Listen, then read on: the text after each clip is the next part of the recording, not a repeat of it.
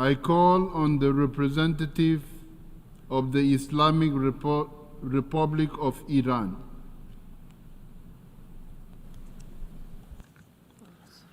Bismillah ar-Rahman ar-Rahim. Mr. President, I take the floor to exercise the right of reply of my delegation in response to the statement made today by the representative of the Israeli regime. What you heard here today from the notorious Israeli Prime Minister was nothing but an unsuccessful attempt to distract attention away from his genocide and brutal war crimes.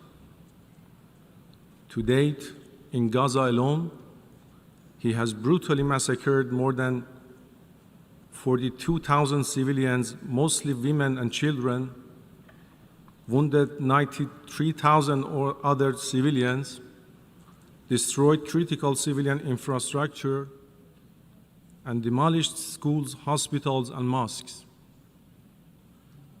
He has even repeatedly killed an unprecedented number of journalists and United Nations staff and attacked many UN relief centers.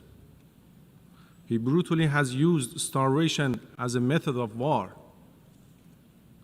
making unfounded accusations against regional countries, including my own, has long been a standard practice of the Israeli regime. Its exclusive purpose is to conceal its blatant crimes and brutalities in the region. Obviously, no amount of disinformation, fabrication, and lies can cover up this regime's decades-long criminal practices and wicked warmongering policies. Mr. President, the extent, frequency, and gravity of the barbaric crimes of the Israeli regime in the Palestine and now in Lebanon is unprecedented.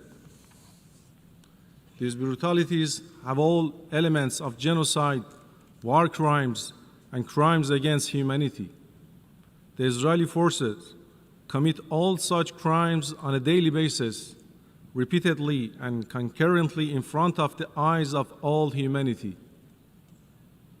They turned Gaza into a graveyard of children and hell on earth, as has been said by United Nations staff and officials. The apartheid occupying regime of Israel is now waging an all-out war of aggression against Lebanon. It has targeted civilians, mostly women, children, and the elderly, and attacked civilian infrastructures. Moreover, the deliberate targeting of civilians in Lebanon by detonating pagers and other electronic devices across the country was a blatant terrorist act committed by the Israeli regime. This evil practice is the most outrageous manifestation of weaponizing ordinary communication devices to commit terrorist acts and to harm civilians. This adventuristic act of terrorism must sound a warning bell for the entire international community. This new version of terrorism must be condemned unequivocally by all. If unchecked, the Israeli regime will commit terrorist acts in other countries using such devices. They must therefore be compelled to stop such acts of terrorism everywhere. Mr. President, the evil regime of Israel is the exclusive source of insecurity and instability in the region and beyond. Continued aggressions and crimes of this regime in Palestine and Lebanon continue to seriously threaten regional and international peace and security. Its aggression against Lebanon could not be isolated from the overall situation in the region. The Zionist regime's real and ill-intended objective is to drag the entire region into a full-scale war. The military adventurism of this criminal regime must be stopped before it becomes too late. For this terrorist regime, international humanitarian and human rights law, binding orders of the International Court of Justice, as well as the principle of humanity, mean nothing. It has persistently and flagrantly violated the all principles of the United Nations and therefore does not deserve the membership of this organization. The atrocity, crimes, and genocide committed by this occupying apartheid regime must not go unpunished. Impunity would only continue to embolden this regime to persist in its pattern of war crimes, crimes against humanity, and genocide, and to commit more crimes more brutally.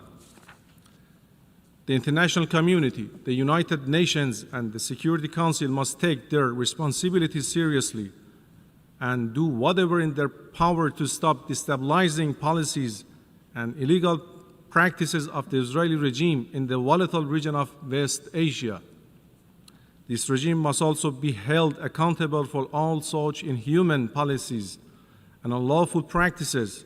And as our Foreign Minister told today before the Security Council, Netanyahu and his criminal gang must have been arrested and prosecuted for the most heinous crimes, not to let him appear before this august body and take pride in his evil deeds.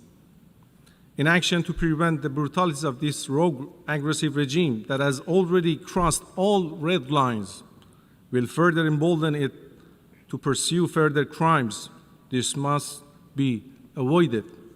We once again strongly condemn and categorically reject the heinous attacks of the rogue regime of Israel against Palestine, Lebanon, and other regional countries. We also reiterate our full support for the realization of the inalienable right to self-determination of the Palestinian people.